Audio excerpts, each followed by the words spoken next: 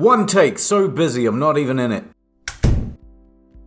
Life is strange. Max Caulfield wakes up in the middle of a storm. She makes her way towards the lighthouse and witnesses an enormous tornado tearing up her hometown of Arcadia Bay. Holy shit. Just as the lighthouse falls on Max, she wakes up in her photography class at Blackwell Academy. Her class is taught by the world-renowned photographer Mark Jefferson, who chastises Max for not submitting a photograph for the Everyday Heroes photography competition. Mr. Jefferson really expects me to enter. Max rushes to the restroom to compose herself, I gotta pee, and sees a butterfly land on a trash can and snaps a quick pic of it. What else are you taking quick pics of there? Sometimes I just like to sit in the bathroom and wait and see who comes in. Suddenly, Nathan Prescott runs into the restroom. Max hides behind the bathroom stalls as another girl with blue hair enters and proceeds to blackmail Nathan. Things get a bit spicy, and Nathan pulls a gun on the blue-haired girl. Well, who you're messing around with? Where'd you get that?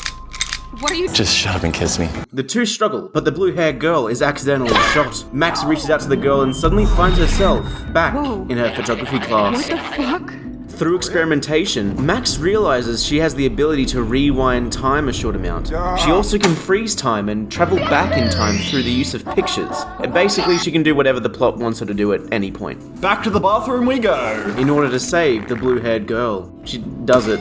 Yay. Yay. Max exits the school and greets her friend Warren, returning his USB. Thanks for the porn. Nathan storms over to Max and threatens her before throwing her in front of a car. The car stops just in time and the blue-haired girl is behind the wheel. Max recognizes the blue-haired girl as her childhood friend Chloe and hops in the car to escape Nathan as Warren gets his ass fucking handed to him.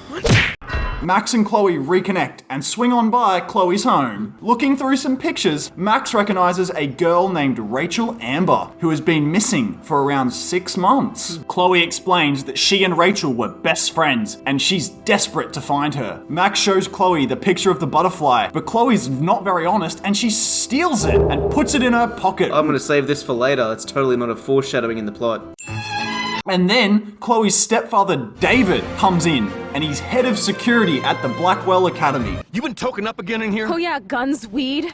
You were tripping balls. This shit good. The girls head to an old spot they used to hang out when they were kids. Isn't this awesome sauce? And Max recognizes it as the lighthouse from her vision. Oh. Chloe sits on a bench outside the lighthouse and decides now's a good time to do some exposition dumping. Chloe reveals the truth about Nathan. He drugged her and kidnapped her, but she managed to escape and is now blackmailing him in order to pay off her debts. I feel like you should just go to the cops at that point, but I can get some money out of it. Max decides it's time to black out and has another vision of the tornado hitting Arcadia Bay. It's revealed the tornado will hit the town in 4 days. It's only 4 days away. Chloe pulls her out of it and Max explains her vision and the time-tripping powers. Oh man, this sucks. Snowflakes? Suddenly, it starts snowing despite the weather being quite warm. Something's up. The next morning, Max swings by the diner, which is run by Chloe's mum. Nice try, Nancy Drew. She proves to Chloe that her powers are totally legit, Amazeballs. and Chloe leads her to a super secret lair. hangout spot, a junkyard. It represents me. Chloe reveals a gun to Max, and the two proceed to shoot some bottles and mess with the fabric of space and time using Max's powers. Jesus, I shot myself. This is why you shouldn't play with the powers of space and time, because Max overexerts herself and collapses and has another vision of the coming storm. She shakes it off and grabs the firearm to take a crack at the bottles. Suddenly, a shady-looking dude strolls up. It's Frank Bowers, the friendly neighborhood drug dealer. Can I sell you some crack there, kids? Frank threatens Chloe as she owes him money, and Chloe notices he's did you wearing an get that armband bracelet? that belongs to Rachel Amber. Things spice up and Max pulls a gun on Frank, who simmers down and saunters off. The pair head back to Blackwell Academy, where Max sees a fellow student, Kate Marsh, is extremely upset after talking to the teacher, Mark Jefferson. Max's class is interrupted, as something is happening at the school dorms. When isn't there? Yo, some crazy shit is going down at the girls' dorm. Max arrives just in time to see Kate throw herself off the roof of the dorms. Using her powers, Max is somehow able to reverse and freeze time. The plot requires I freeze time, I better do it. She makes her way up to Kate and convinces her to step down off the roof. Although you can also fuck it up and watch her swan dive into the pavement if you choose.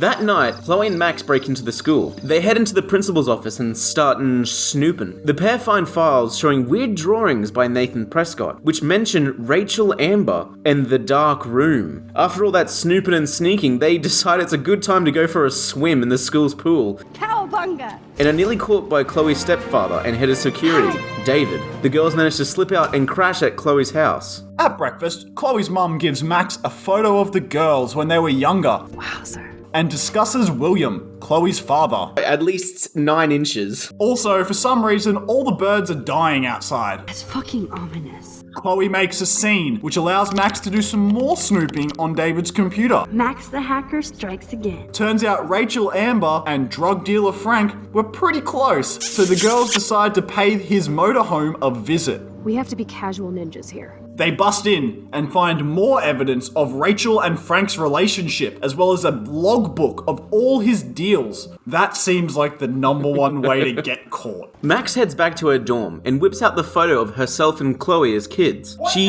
hears noises coming from the picture, and by focusing on it, is sent back in time to when it was taken. Turns out the day the picture was taken was the same day Chloe's father, William, was killed in a car accident. Max hides William's keys and convinces him to take the bus, saving his life and altering the future. How many films have we had where altering the past is bad? Have you seen Back to the Future? Max returns to her present time and is surrounded by a new group of friends. Hello? Are you even listening, Maxine? Concerned for Chloe, Max heads to her house and is greeted by William, who calls Chloe over. Chloe rolls up to Max in a wheelchair, having been paralyzed from the neck down. Told you that messing with the past was gonna backfire. Yeah, but look at these sweet wheels I got. They're chrome. They still spin when I stop. Turns out the alternate reality Max made by saving William resulted in Chloe being in a car crash. See, this is why we can't have nice things. Max also discovers that Chloe's family is drowning in medical bills, We could buy a few mansions for what it all costs. and Chloe's condition is worsening. Oh, she's becoming more crippled by the day. Chloe knows this and asks Max to give her a lethal dosage of morphine, determined to go out on her own terms. All you have to do is crank up the IV to 11. Jump off the roof like the other one. Roll off the roof and hit the barrier. After murdering her best friend, Max stares at the photo of herself and Chloe when they were young and is whisked back in time to that day again. This time she lets William drive, which returns everything back to the way it was 4 hours ago and has no impact on any future events in the game whatsoever. Now you suddenly want to kiss me? Chloe and Max head back to Blackwell Academy and break into Nathan's room. They dig around a bit and find Nathan's phone. Oh yes, little phone. Nathan stumbles upon them breaking into his room and stealing his stuff, but Warren headbutts him and somehow Nathan is the bad guy in this situation. The dynamic duo head back to Frank's RV on the beach, where there are slightly more than average dead whales washed up on shore. There's more than average. There's at least one every day, right? I reckon you just give it the old dynamite treatment. The locals love that. Ooh, fireworks. They steal his client book in order to decode his logbook. With all this evidence in hand, the girls use Nathan's phones, David files, and Frank's logbook to piece together the location of the suspicious farm that Nathan has been visiting. At the farmhouse, it's time for some more snooping. They discover a staircase that leads into a basement under the barn. In the basement, they find the dark room Nathan mentioned. It's a photography studio that seems to be in good shape with tons of high-end equipment. So Mans has a hobby? I don't think that was a crime. Inside a cabinet are a bunch of red binders labeled after girls at Blackwell Academy. That is a bit creepy. Yeah. I only keep males on my shelf. Chloe and Max look through one labeled Kate and another labeled Rachel. The binders contain pictures of the girls tied up, drugged, and in provocative positions. This is why you shouldn't do drugs, kids. One picture in particular stands out to Chloe. It shows a rather dead-looking Rachel in the junkyard. The girls run back to the junkyard and find the spot and start digging. They don't get far before they discover Rachel's corpse. Chloe breaks down as Max comforts her. Back at the school, the cool kids are holding an end-of-the-world party as 2 moons hang ominously in the sky. Chloe and Max crash the party looking for Nathan. Have you seen Nathan? I just vaped some dank OG buds, so I can barely see you. They suspect he is the one behind it all, and think he's going to try and kidnap another girl at the party, Victoria. At the party, the girls bump into a very drunk Warren, who takes a picture with Max. The pair find Victoria, but she tells them that Nathan isn't at the party. On stage, their teacher, Mark Jefferson, crowns Victoria as the winner of the Everyday Heroes Photography Contest. Go Victoria! You deserve this award so much! Yay! What a bitch. The girls leave the party, but on the way out, Chloe receives a text from Nathan saying that after he's done, there will be no evidence of Rachel. Did the two girls take the binders with them? How have they not talked to the police yet? We found a secret bunker with a bunch of provocative pictures of girls who obviously been drugged and a dead woman. Why are they not going to the police? Rushing back to the junkyard, Rachel's body is still intact. Suddenly, a mysterious figure injects a syringe into Max's neck, knocking her out. As Max falls unconscious, she sees Chloe get shot and turns around to find the mysterious figure is none other than her teacher, Mark Jefferson. Max wakes up in the dark room under the barn. She learns that Nathan was Jefferson's protege and accidentally gave Rachel an overdose. Nathan was about to break, so Jefferson killed him and plans on using him as a scapegoat. What a dick. Jefferson throws Max's journal at her feet, and she uses a picture taken in her class to travel back in time. The eyes are the windows to the soul, which are the windows to the mind, which are the windows. She warns David that Jefferson is a sick son of a bitch and hands Jefferson her photograph for the Everyday Heroes Contest. Max jumps back to the present. Jefferson has been arrested, and Max has won the Everyday Heroes competition and gets to visit San Francisco to have her picture displayed alongside the other winners. Wowzer, Max. While at the gallery, Max has another vision of the storm. Max rings Chloe and finds out that nothing has changed, and now the tornado has reached Arcadia Bay. Max finds her winning picture and using it, goes back in time and tears it up, hoping that will stop the impending doom. Sorry, San Francisco. Chloe comes first. After she tears up the picture, she's flung back into the present and wakes up in the darkroom again with Jefferson standing above her. Just as Jefferson is about to give Max a lethal dose, David shows up and beats Jefferson down.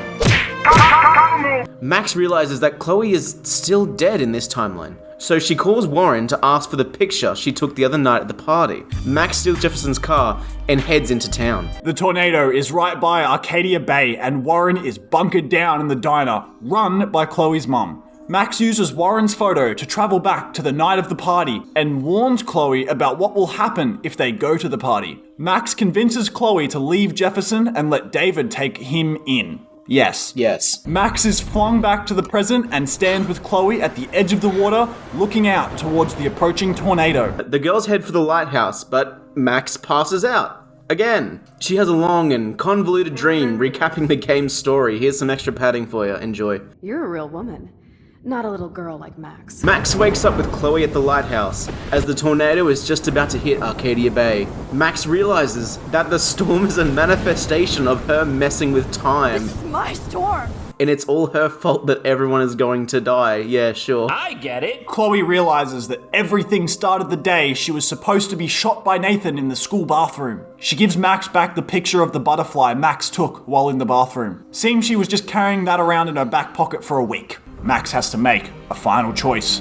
Does she go back in time and allow Chloe to die in the bathroom, resetting everything that has happened and saving everyone in Arcadia Bay? Or does she tear up the photo and sacrifice an entire town for one person named Chloe? So wait, the entire game is basically do all this shit, and if you choose option A, none of it ever actually happened and it doesn't matter. Or option B, where even though you chose all of this stuff, everyone's gonna die anyway, so it doesn't matter. She can't do anything when she goes back in time. She just has to kind of let things play out. So she has to let Chloe die, she has to let Kate die, and she has to let Jefferson get away with fiddling around with the girls. Yes, this whole game has really been an exposition into how terrible the world is and how little you can do about it. The true loser was the player all along.